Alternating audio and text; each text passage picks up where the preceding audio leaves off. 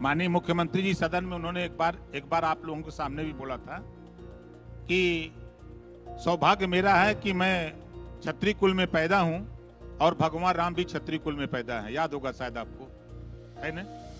उस समय जाति याद नहीं आई। क्या इंगित किया? जाति इंगित हुई ना। ये जो बोल रहे हैं लोग, ये लोग सत्ता से बेदखल हुए लोग ये सत्ता पाने के लिए क्या कहा हम बोल दें कि हमको जनता वोट दे दी। योगी जी का देखिए, और योगी जी ने अखिलेश जी और मायावती जी का जो अंधविश्वास था, उनके आंख पर जो पर्दा पड़ा था, उसको हटा दिया। नोएडा और गाजियाबाद ये लोग नहीं जाते थे कि रिपीट नहीं कर सकते।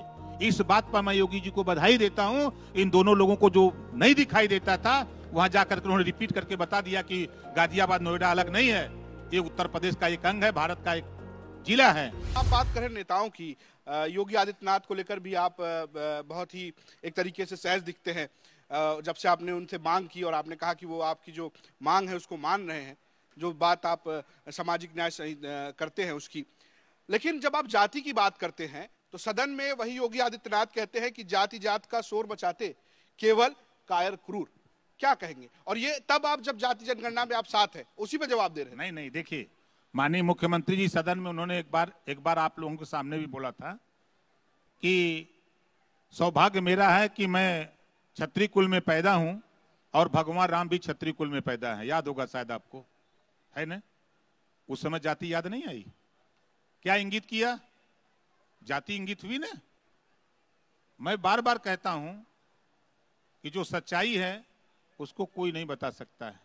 आज भी मैं बता रहा हूं, दावे के डंके की चोट पे कहता हूं, आज भी जाति के नाम पर सम्मान, जाति के नाम पर अपमान मिल रहा है। आज भी बहुत से ऐसे इलाके आपको दिखाऊंगा। मैं झोपड़ी में जाता हूं, गरीबों के बीच में रहता हूं, देखता हूं क्या हालत है। इतना जरूर है कि बड़ा परिवर्तन हुआ है।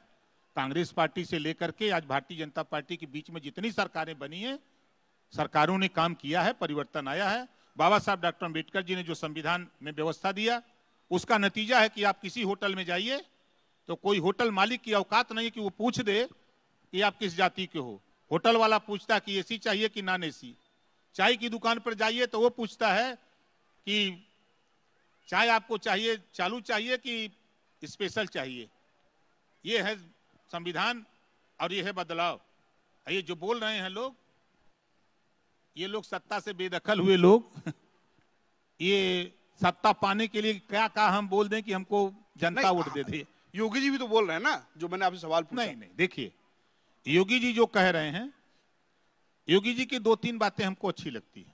आजकल अच्छे लग रहे हैं। नहीं, आजकल नहीं, बस देखिए, यही तो बात है।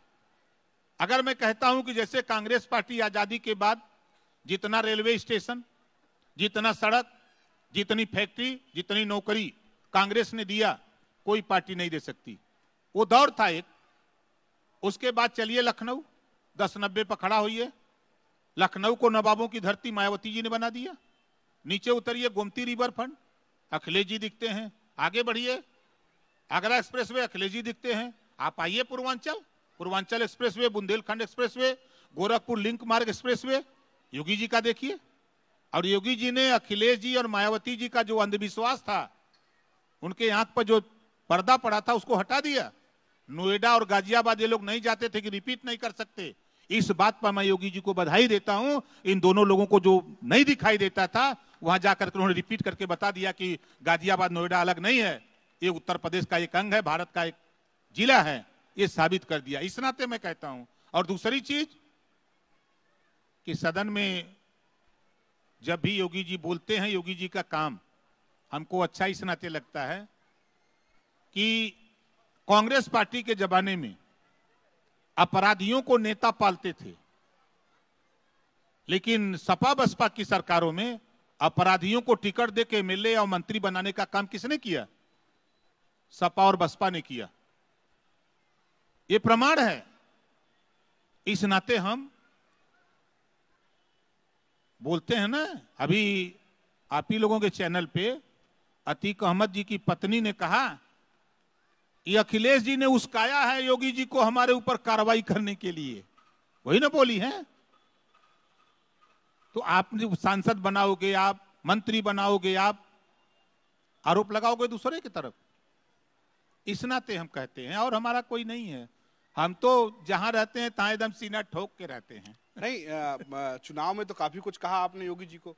देखिए, चुनाव के समय सबके तर्कस में ऐसे ऐसे बाण रहते हैं, धनुष पे चढ़ाते हैं कि लगता है कि हम कौन सा तीर चला दें आपके ऊपर कि आपका सारा वोट हमको मिल जाए। और जो चुनाव बीतता तो सारे तर्कस बाण रख करके फिर सब लोग सलामी ठोक देते हैं। जिसकी सरकार बन गई वो सरकार चलाने लगता है, जिसकी नहीं बनी वो अपना विरोध शुरू कर देता है।